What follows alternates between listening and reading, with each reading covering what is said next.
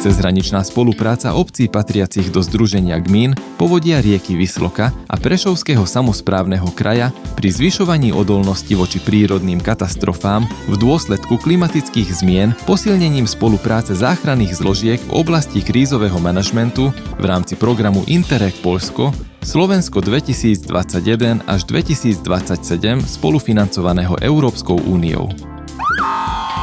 Spoločné cvičenie záchranných zložiek v Nižnej Polianke je výsledkom rozsiahlej cezhraničnej spolupráce, ktorú realizujú obce patriace do Združenia obcí, povodia rieky Visloka a Prešovského kraja na Slovensku.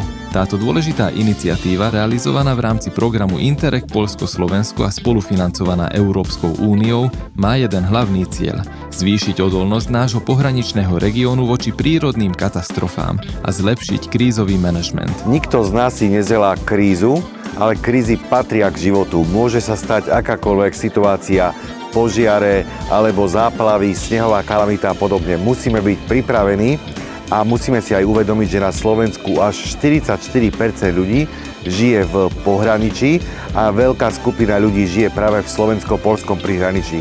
Žiadna jazyková bariéra, absolútna fyzická blízkosť je presne to, čo potrebujeme na prevenciu, na prípravu a na spoluprácu. Prevencia, príprava aj spolupráca vychádzajú z dôvery.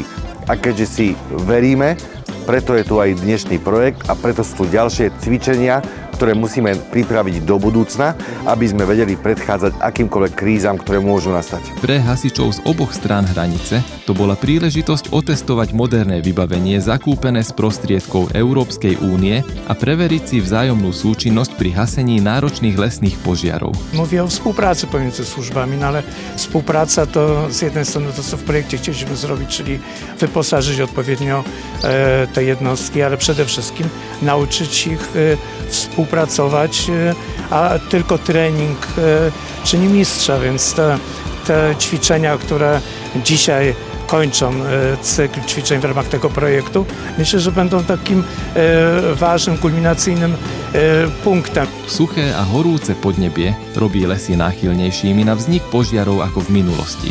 Keďže oheň nepozná štátne hranice, fondy Európskej únie pomáhajú rozvíjať spoločné postupy, ktoré umožňujú záchranárom konať rýchlejšie a efektívnejšie. I to jest właśnie to, co nam chodzi, żebyśmy nie widzieli tej granicy jako granicy w postaci bariery językowej, żebyśmy potrafili, tak jak pan minister dzisiaj ładnie powiedział, nie tylko być dobrymi sąsiadami na dobre, ale na złe, czyli umieć współpracować i pomagać sobie.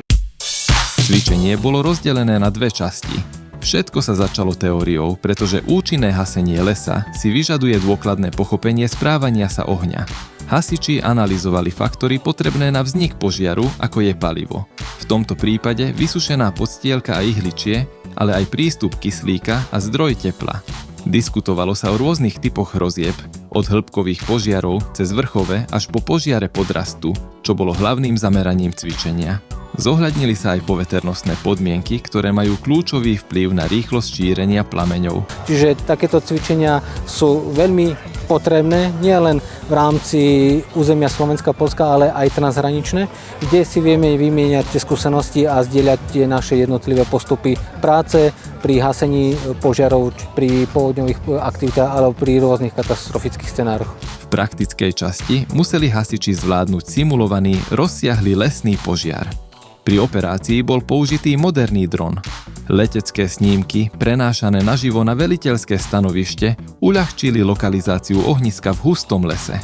Súčasne poľskí a slovenskí hasiči spolupracovali pri rozmiestňovaní hasičských vedení a obsluhe techniky. Hlavnou úlohou bolo efektívne koordinovať činnosť a otestovať zakúpené vybavenie v reálnych lesných podmienkach. Rola naszej jednostki, tak jak innych pozostałych jednostek z Polski i ze Słowacji, było gaszenie pożaru. Musieliśmy stworzyć linię zasilającą, czerpaliśmy wodę, część słowacka czerpała wodę z lokalnego potoku. Podawaliśmy przez kilkanaście aut, przez kilkanaście pomp tą wodę aż na sam szczyt niemałej góry. Potem robiliśmy z ostatniego auta rozejście w dół i linie gaśnicze rozprowadzaliśmy wzdłuż linii lasu na prawo i na lewo. Gasiliśmy na obie strony pozorowany pożar lasu. cvičenie v Nižnej Polianke ukázalo, že úzka spolupráca medzi susednými krajinami umožňuje lepšie využívanie prostriedkov Európskej únie a zakúpeného vybavenia.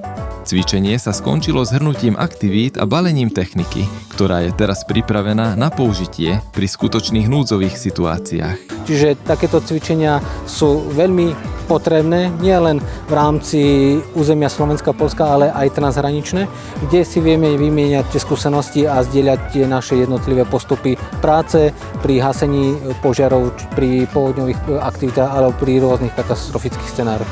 Investície v Poľsku boli udržateľné a systémové. Presne to isté potrebuje Slovensko. Transfer know-how ukáže, že to, čo je dobré v Poľsku, to je presne ten cieľ, ktorý musí dosiahnuť Slovenská republika. Inými slovami, my Poľsku nezávidíme, ale sa inšpirujeme.